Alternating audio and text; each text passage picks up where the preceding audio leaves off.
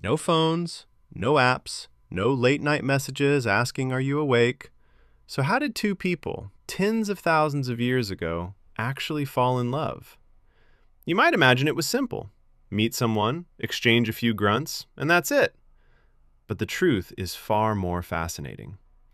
Scientists have spent years extracting DNA from human remains over 40,000 years old, and what they discovered completely changed our understanding of ancient relationships. There were social rules. There were connections between distant communities.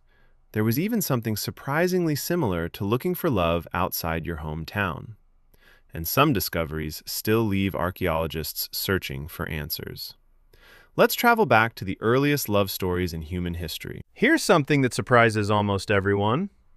You'd expect early humans, living in tiny, isolated groups, to have had little choice except marrying close relatives.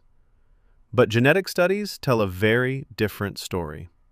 After analyzing DNA from more than 1,700 ancient individuals, researchers found that close relative pairings were incredibly uncommon.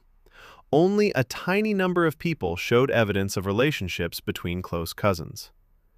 That means ancient humans were already avoiding inbreeding long before anyone understood genetics, or even had writing. So how did they manage it? The answer came from an archaeological site called Sungir in present-day Russia. 4 people buried there around 34,000 years ago were tested, and surprisingly, none of them were close relatives. Researchers believe nearby groups stayed connected through alliances, trade, and social networks, giving people opportunities to find partners outside their own communities. In a way, humans had already figured out that expanding your social circle was a smart idea. The story gets even more remarkable. Modern humans weren't alone on Earth. For thousands of years, we shared the planet with Neanderthals. And we didn't simply live alongside them. We formed relationships. Genetic evidence shows these encounters weren't random.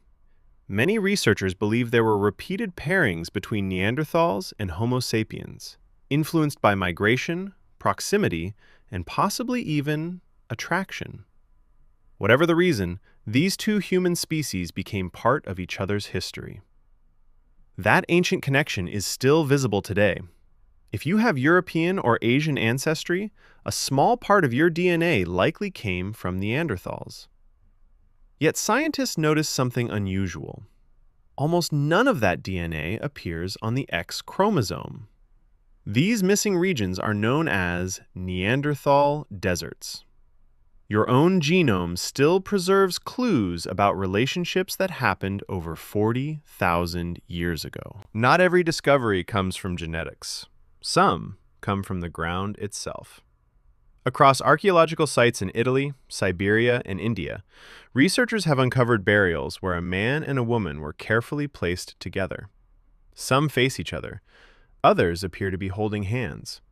One man was even positioned so his face looked directly toward his partner.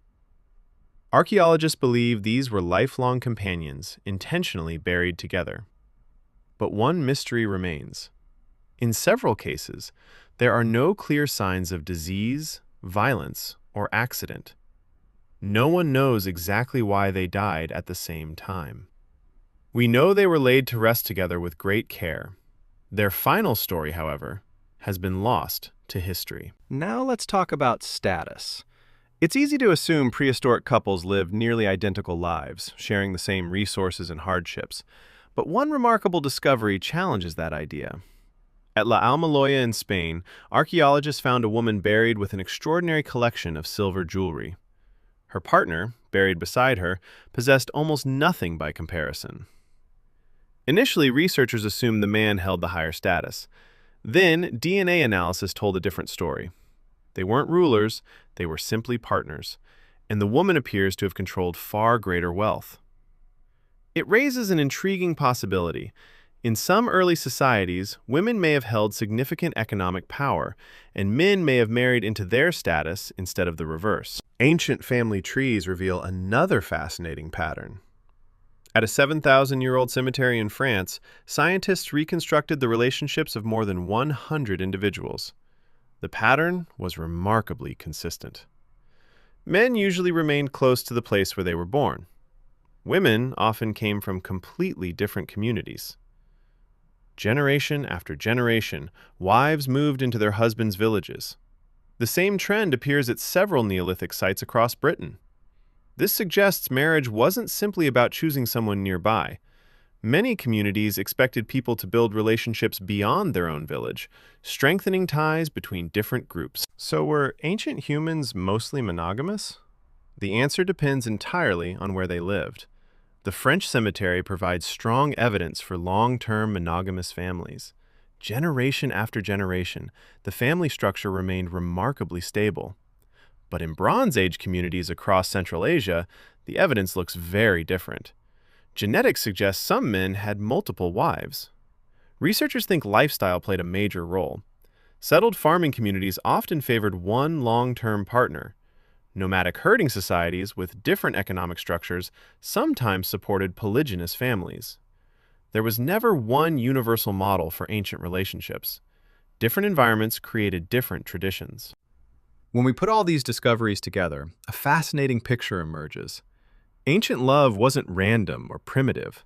It followed customs, social expectations, and surprisingly complex systems that scientists are only beginning to understand through archaeology and ancient DNA. We often think modern dating made relationships complicated, but humans have been navigating surprisingly complex social rules for tens of thousands of years.